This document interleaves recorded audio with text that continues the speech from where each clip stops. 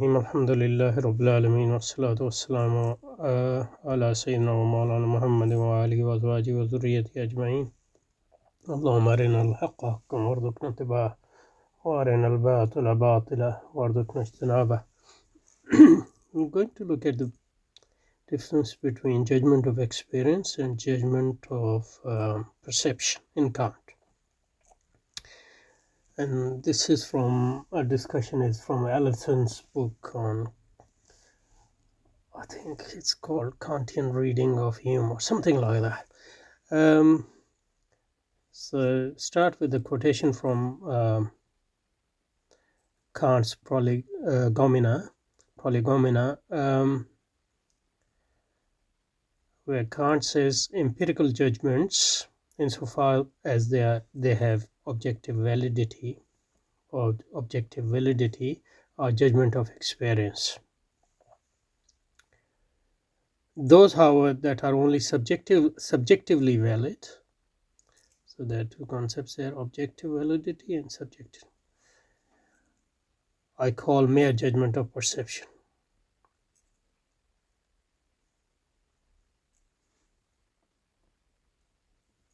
The latter do not require pure concepts of understanding.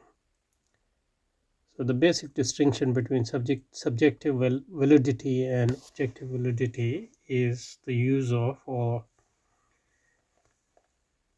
lack thereof of pure concepts of understanding. But only the logical connection of perception, in a thinking subject. But the former always demand also logical. So there are types of connection: logical connection, but mere logical connections can't get us objective validity. Logical connection of perception in a thing, but the former always demand beyond the representation of sensory intuition. In addition, so you need sensory intuition, but you also need concepts originally generated in the understanding. That is pure concept, which are precisely what makes the judgment of experience objectively valid. Okay. So we have judgments of experience.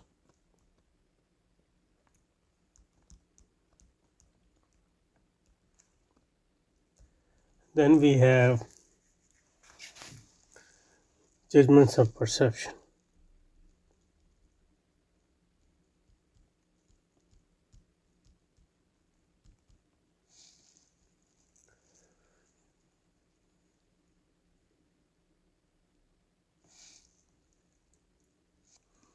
So both are experience, judgment of experience as well as judgment of perception. Both are judgments. So there is some sort of concepts involved in both of them. But the concept involved in judgment of experience, judgment of perception, are pure concepts. And here the concepts are empirical concepts.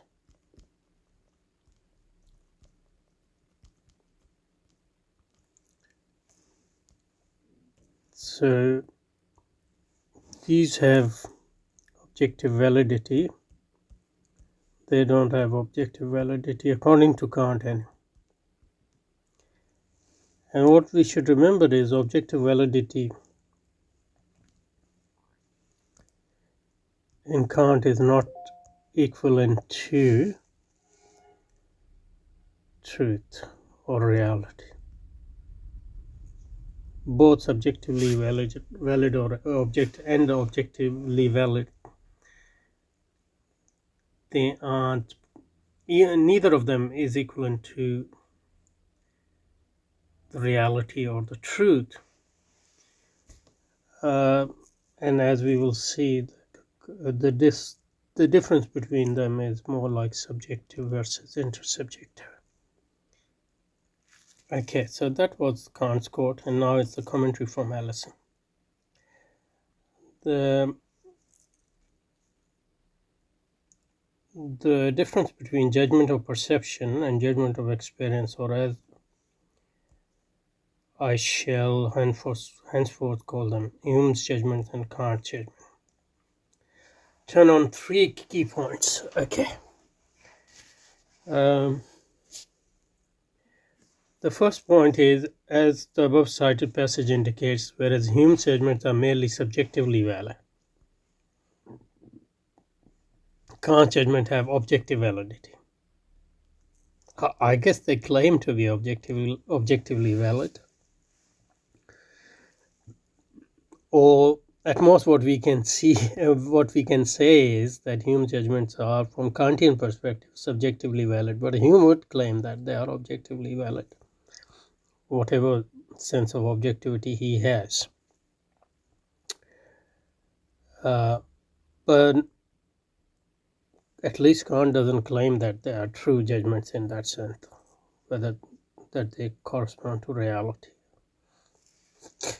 And probably Hume wouldn't claim that either, although sensations are actually coming from the reality. Both of them agree.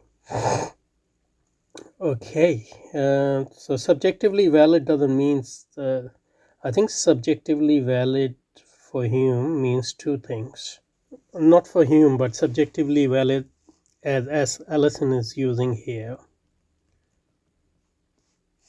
Subjectively valid. Subjectively valid. As Allison is using here, that include what we call subjective in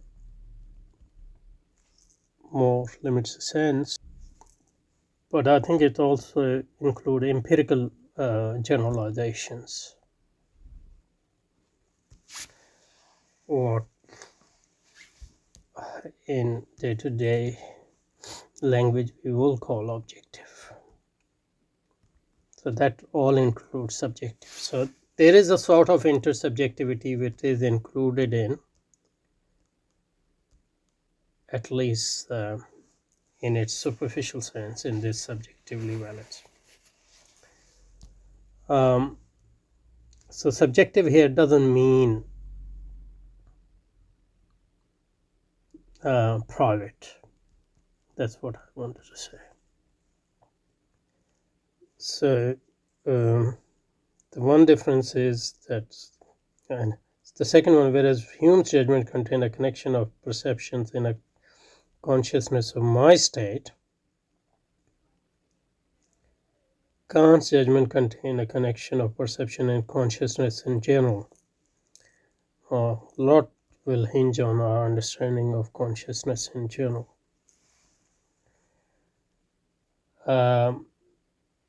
An equivalent characterization of the former mode of connection is that the representations are related to a consciousness in one subject only, again in contrast to consciousness in general.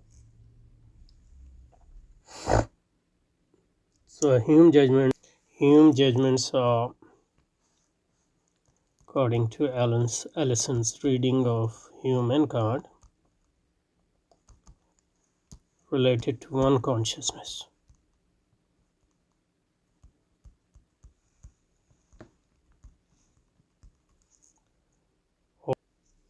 So in Hume judgments, the connection between perceptions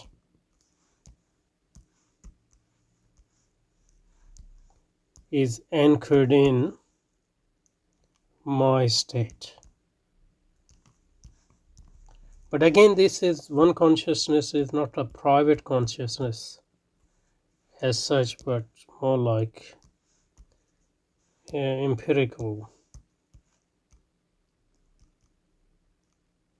consciousness.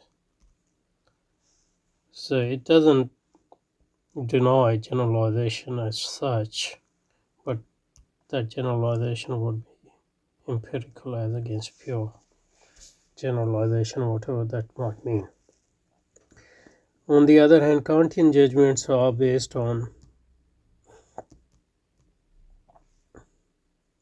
consciousness in general, which can be read in two ways, and I'm sure that it is read in both ways in the literature. Consciousness in general can just mean intersubjective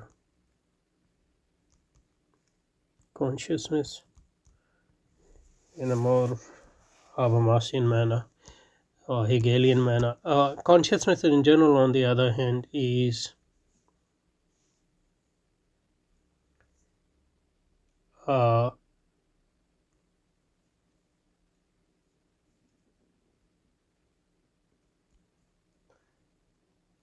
obviously, consciousness in general is not the generalization from the empirical consciousness, consciousnesses, but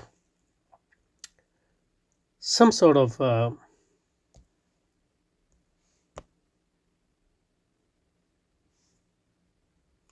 very hard to say consciousness in general.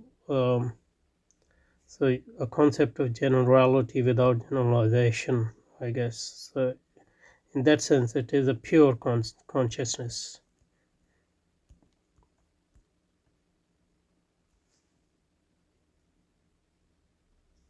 Will as we go. I mean, I think one of the reasons to read this is to try to understand or make sense of what consciousness in general is actually, and how is it, if it is different from intersubjective consciousness or generalized empirical consciousness, for example.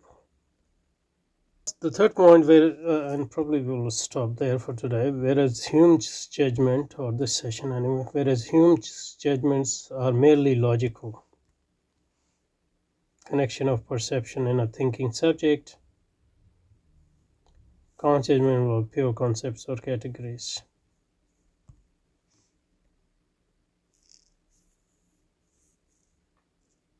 As I said,